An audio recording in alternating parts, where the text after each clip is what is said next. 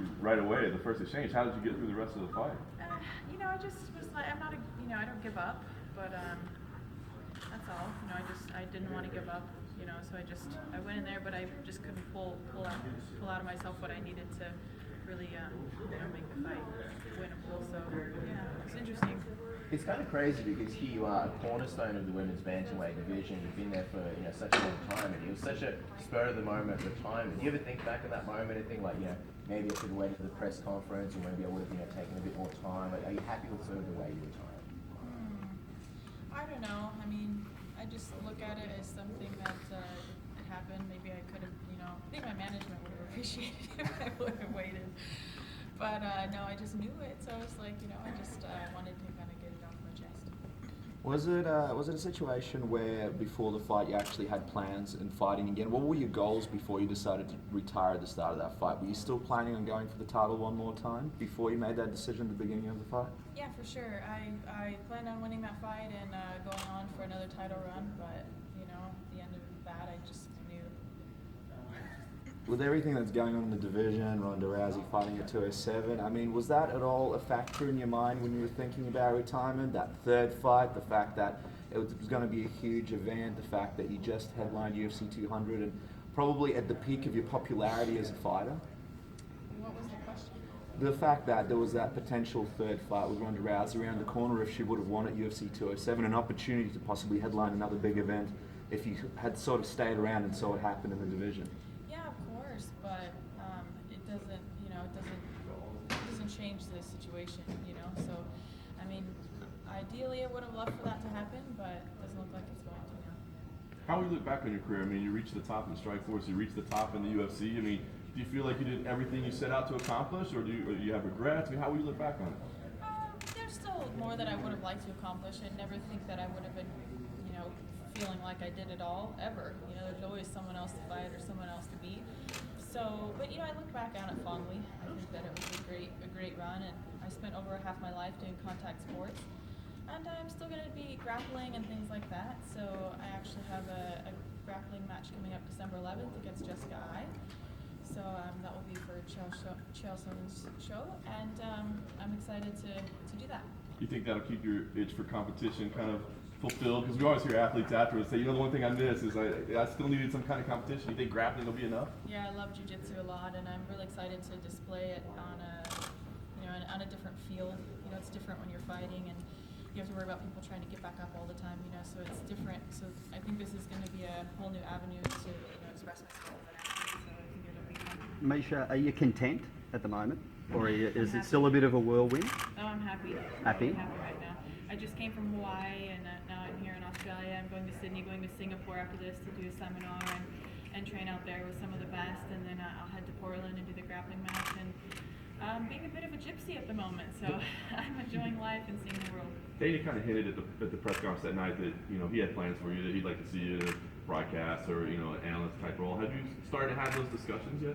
Yeah, absolutely. It looks like something will come to fruition with Fox, at some point. So we'll just kind of see how that all unfolds, and I think there's going to be a lot of things that I have to look forward to, but I got to kind of sit down and talk to my management and really see exactly what's next.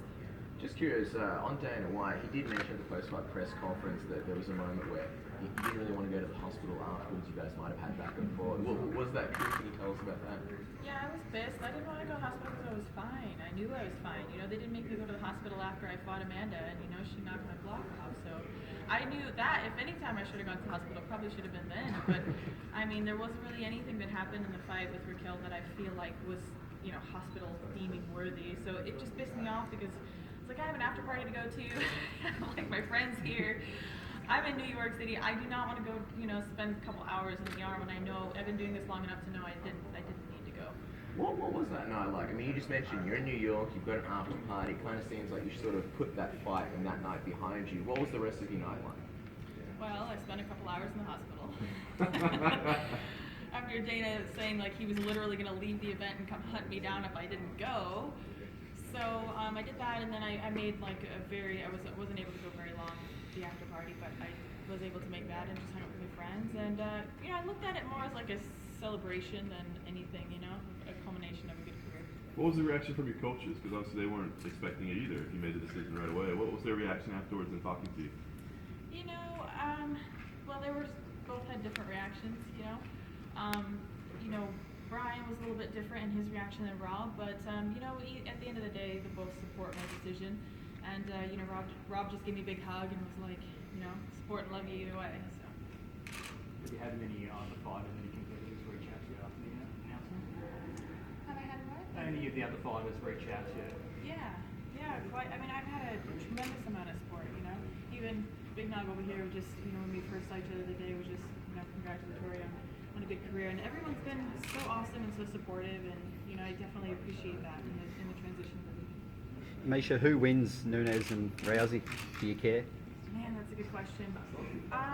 Not the way that I used to, but it's. I guess what's really difficult for me to decide is like what we're gonna get out of Rousey. You know, is she doing it because she wants to, or is she doing it because she feels obligated? Is that knockout still in the back of her mind? Is she gonna be punch shy? Is she gonna have the same? You know, it's kind of like.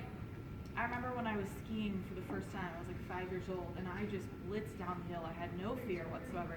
The first time that I wrecked really, really hard is when you realize, like, oh, this is actually dangerous. There's things that can happen to you that you don't realize the first few times when you haven't fallen. So you kind of wonder what has that put in the back of her mind? Is it going to affect her? I don't know, you know, but I know that Amanda's a very solid fighter, and she hits like a ton of bricks, so she's a very worthy opponent, and it should be interesting. I probably know this answer, but who do you want to win? I want Amanda to win. Yeah, you know, she's a sweetheart, and I think she's a good girl, so I think she deserves it. A lot of people are looking forward to a potential fight between you and Chris Cyborg. Obviously, that's not going to happen now, but a lot of people are just curious about what's going to happen next with her. She's a huge UFC star. I'm just wondering, from your perspective as one of the biggest stars in the UFC when it comes obviously to the division, what would you like to see happen next? Would you like them to bring in a division specifically so she can defend her Invicta title in the UFC shows? Do you think there's some super fights out there for her? What do you think can be done with her next? That's so interesting. It depends if 135 is off the table. I don't know, but ideally, I think if she could come to 135, that would be ideal, because I think that would make the competition, you know, fair across the board. Catch weights are always fun and interesting. I enjoy watching them myself, but I feel like there isn't a deep enough 145-pound division to put it into the UFC yet. Not that there's not talented girls there, but there's just not enough. You know, she's already run through most of the girls at 145, so you add the division after she's already beat everyone, there's not really much left for her at 145. So it just makes you wonder. That's a tough question. I'm glad that I don't have to be the person who figures that out. Guys, we've got time for one more. Oh, everyone's done. No? Thank you very much for the Thanks, great appreciate time. it.